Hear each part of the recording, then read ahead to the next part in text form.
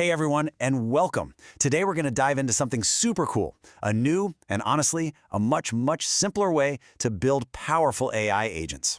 If you've ever been curious about how AI actually gets stuff done in the real world, you are in exactly the right place. So let me just kick things off with this question. What if you could build an AI assistant that can reason, plan, and use tools, all with just a handful of simple commands? I know it sounds a little bit like science fiction, but it's quickly becoming our reality. All right, so first things first, let's just quickly get on the same page. At its core, an AI agent is a pretty simple combo. You've got your code for the structure, you have a large language model, the LLM, which is basically the brain, and then crucially, you have tools.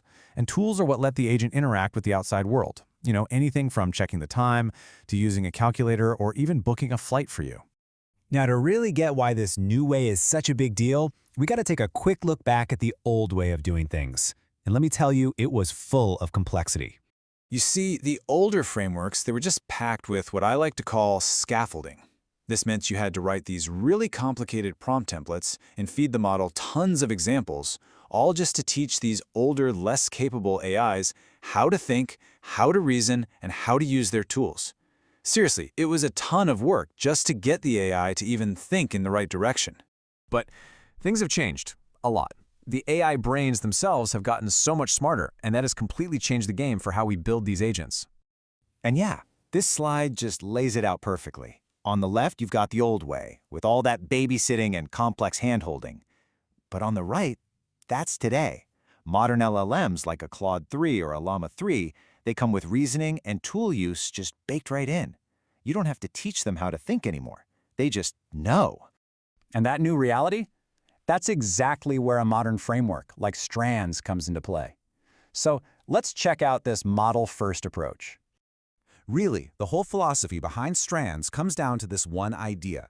The goal is to let the model do what it's great at, reasoning and planning, without all that extra junk, that boilerplate code getting in the way. It's all about trusting the model's brain to do the heavy lifting. All right, talk is cheap, right? Let's actually see how ridiculously simple this is. It really just boils down to 3 super quick steps.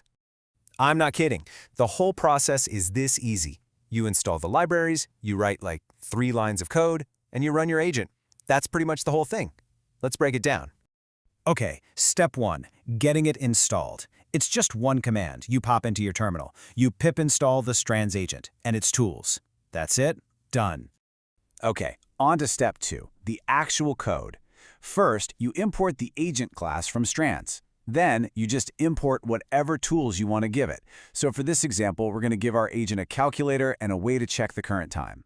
And then, this is pretty much the magic right here. You create the entire agent in a single line of code just by handing it that list of tools.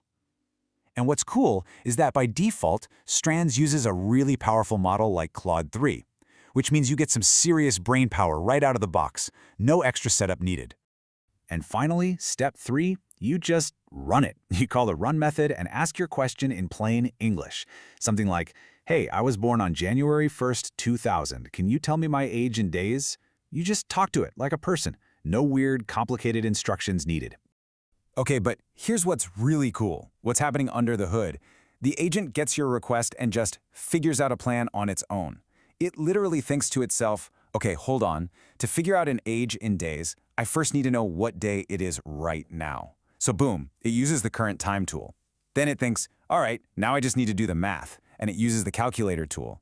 It does all of this completely on its own and then gives you the answer. And you can see how this same logic could scale up to something way more complex, right? Like planning a whole vacation for you, or digging through sales data from 10 different places. All right, but what if you don't want to use the default brain? Well, that's one of the best parts of a modern framework like this. The flexibility is just awesome. Swapping out the models is insanely easy. So let's say you want to run this thing completely on your own laptop, totally offline. No problem. You just import the model class and you tell it to use a local model with Ollama, which is a fantastic tool for running these things on your own machine. Here we're grabbing Llama 3.2. Then you just pass that new model into your agent. That's it. 2 lines of code and you're running locally. Or what if you're building something huge and you need the absolute best-in-class power from a cloud model? It's the same idea. You define a model using its ID from a provider like AWS Bedrock. So here, we're swapping in the super powerful Claude 3.5 Sonnet. And again, look how easy that is. It's basically a one-line change to swap in a totally different, super-powered brain. So this table kind of breaks it down for you. That default cloud model, it's great for most things. A local model from Ollama is perfect when you're developing offline or have simpler tasks. And then a big cloud model from Bedrock, well, that's what you'd use for a real production-level high-stakes application. It's all about picking the right brain for whatever you're trying to build. Okay, so let's zoom out for a second. What does all this simplicity actually mean for the future of agents? What does this unlock for all of us? And that really brings us to the most important takeaway here. By tearing down all that complicated scaffolding, these modern frameworks like Strands are changing the game. They let developers stop worrying about the nitty-gritty how of making an AI think, and instead focus all their brainpower on the what. What incredible things are we going to build now that the how is so much easier? And that's really the question I want to leave you with.